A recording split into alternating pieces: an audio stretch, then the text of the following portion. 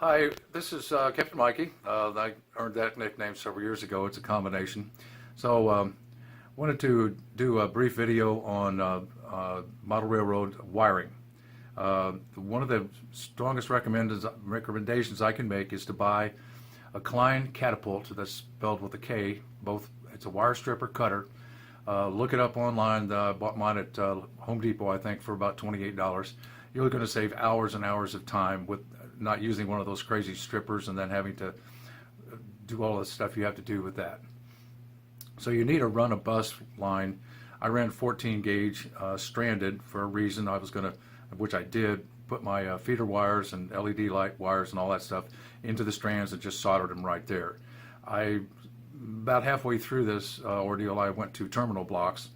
You can run from the bus to the terminal block and make the block all run jumpers on there, and then take a feeder wire off of the terminal block to the butt connector and hook, in my case, 3 more additional leads off of that. It works a whole lot quicker, a whole lot better, and I think it's a lot sounder application. I used 20 gauge solid insulated wire, obviously, for my feeder wires. It seemed to be a better fix. I used black and white, black for the positive, white for the negative, and I always used a lighter color wire for the negative. I used red and yellow on my turnouts. Those are red and green, I'm sorry, and to identify which was which on the turnout, and then black and white. I would recommend using a lighter color for the negative consistently, whether it's blue and silver or green and gold or whatever. As I said, the suitcase connectors, I looked into that, did a lot of research on that, and they're just not a good enough connection. They will come loose, you won't get a good fit, and you're going to have trouble with them. The butt connectors work real well, and my next layout, I'm going to run my bus wires about 1 foot apart. It's one continuous line. You don't have to connect it back to itself. Matter of fact, I don't think you should.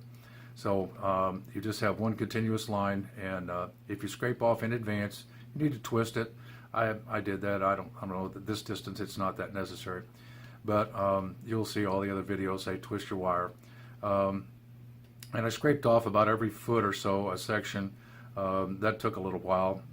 My bus wire was over 20 feet long by the time I made the runs down through there. So I'm going to recommend that you strip the wire before you put it in the layout. You won't use all of the places you strip, but that's okay. The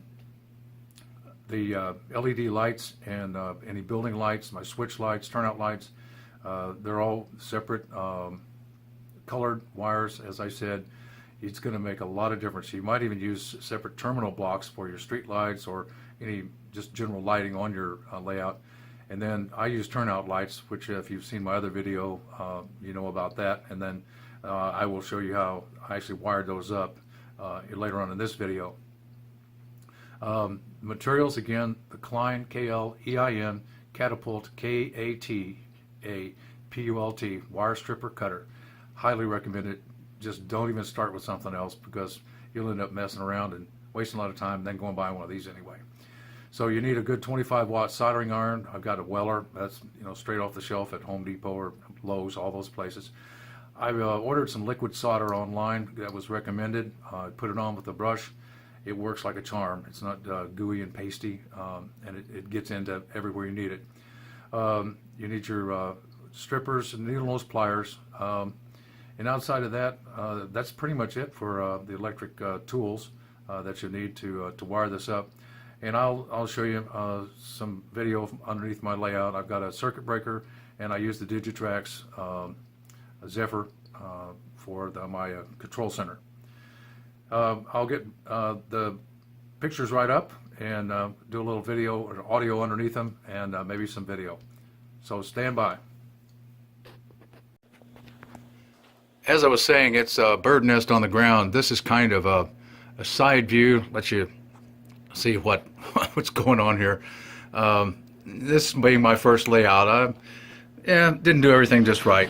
But at the beginning, I was soldering wires together underneath the table, which is if you've done this, you know what a challenge that is. Were I to do it again, I would, if I were going to solder, I would turn it over on its side and do the work and then turn it back. But what I found out is I found these little babies right here. These are butt connectors. They're the four connectors, and as you see, I can run up to 4 wires in there.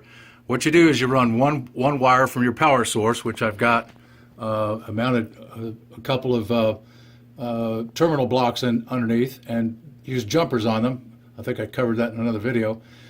But you can run one wire.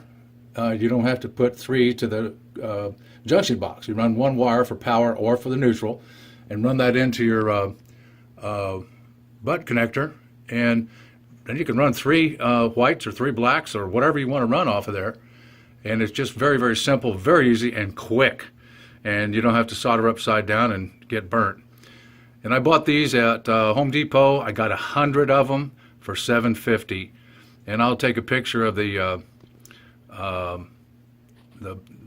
carton, and I may have that within arm's reach. I do. So here's what here's the brand of it right here. It's an Ideal Ensure. It's a 4-port, as you see, butt connector, and they're in the electric department on the Home Depot. I'm sure you can get them elsewhere, but that was just where I found them. Looked online, found them. 100 of those for $7.50. Unbelievable. A lot cheaper than solder, and certainly a lot less time.